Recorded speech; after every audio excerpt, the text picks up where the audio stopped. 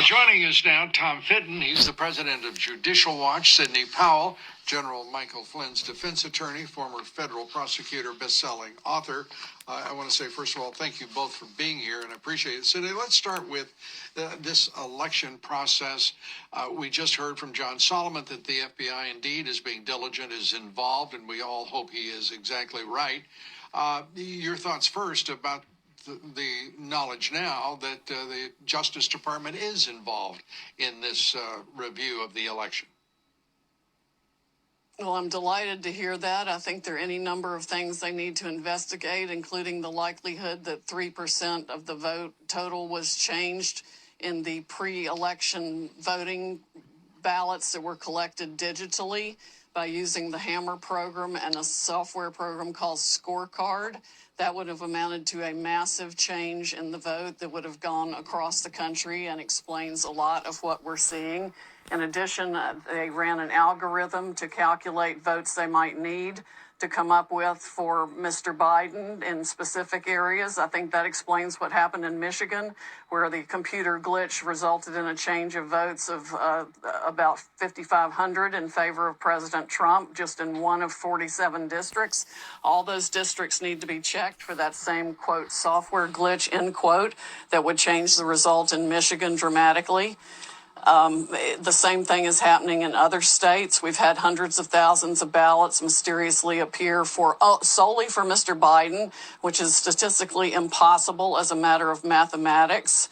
It can all be documented. We are putting it into materials that we will file in federal court, and we need to seek relief in multiple states to enjoin the certification of any election results. Tom Fitton, as you listen to Sidney, that sounds like a strong case for a straightforward allegation of fraud.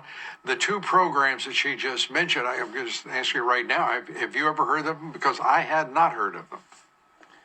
No, I mean, there have been noises about it on the internet, but I don't know anything beyond what Sydney's reporting now. I go back to the numbers you reported at the beginning of the segment. The president was winning on Tuesday. Right. He's not winning now. And he's not winning now as a result of a process that the voters can't have confidence in, the state legislatures can't have confidence in. In my view, the courts can't have confidence in.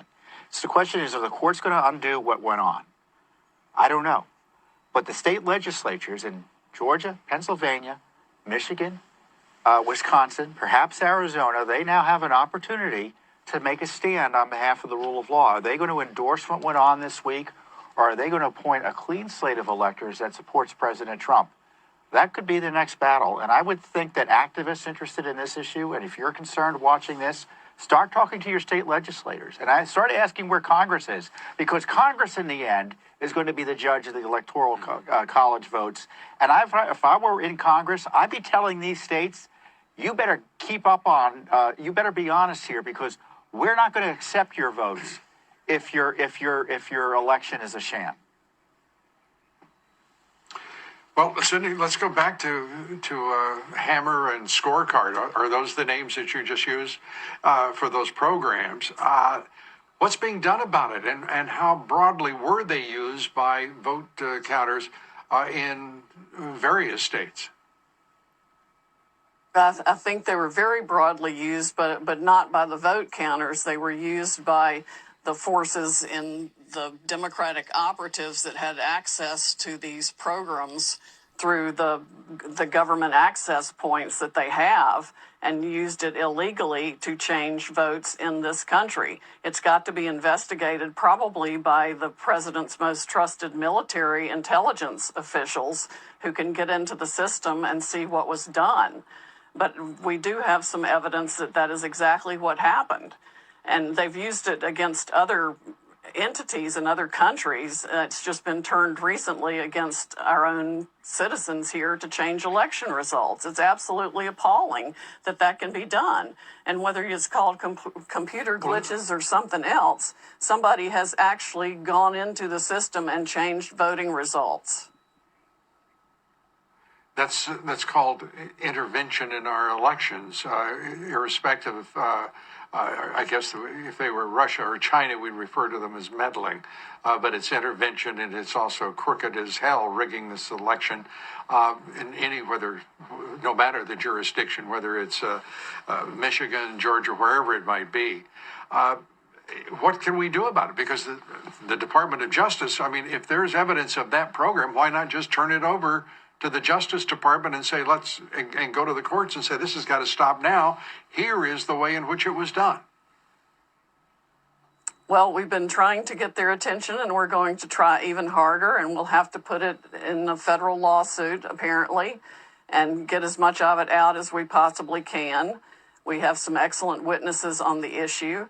But this is coup 5.0, Lou. I mean, there was no reason to think that the Democratic operatives who spent hundreds of millions of dollars creating the Russia hoax, the Steele dossier, taking us through a special counsel operation for 2 years, trying an impeachment hoax, the apocalypse hoax, the obstruction hoax, wouldn't go so far as to create every means of voter fraud they could come up with to steal this election. That's exactly what happens. The president must fight back now in every way, shape, or form. We cannot let this republic be stolen by the Democratic operatives who want to destroy the republic and make it a socialist country where they continue to line their pockets with these backdoor global deals like the Biden laptop from hell exposes. Well, Sidney, I think you're exactly right about that not happening. Let's turn, Tom Fitton, you've pointed out in our discussions that these legislatures are Republican controlled. Who can take that message to them, and precisely how likely is it that they would be receptive to a clean slate of electors who would represent, say, the state of Pennsylvania? That's a Republican legislature, and stand up for the integrity of elections and support the president. Well, the focus from the media and activists and regular voters and citizens need to be brought to bear here. Certainly the information we're learning from campaign activists on the ground, independent journalists like John Solomon, the work of Judicial Watch should also be brought to bear. I mean, we knew going into this election in Pennsylvania, Lou, there were 800,000 extra names in the rolls in Pennsylvania. Nevada County has 154,000 inactive names on the rolls. Clark County, Nevada, I mean. So we've got this problem of dirty election rolls, mailing and balloting being allowed to draw from them. And apparently a Republican Party that doesn't demand that those rolls be cleaned up. I mean, that's crazy. Could you put up that graphic again, please, folks? I want everybody to see what they're looking at, because this is really very important, what Tom's talking about. The control of both chambers of the legislature in these states that are critical right now in deciding who the next president will be: Michigan, Wisconsin, Arizona, Pennsylvania, North Carolina, Georgia. They must play a role in this to preserve the integrity, just as Tom Fitton is urging. And Sidney Powell, what you're breaking here tonight is extraordinary as well. We've got to go. We're at that point. But thank you both for everything you're doing for the country and for the president. We appreciate it. Thanks so much.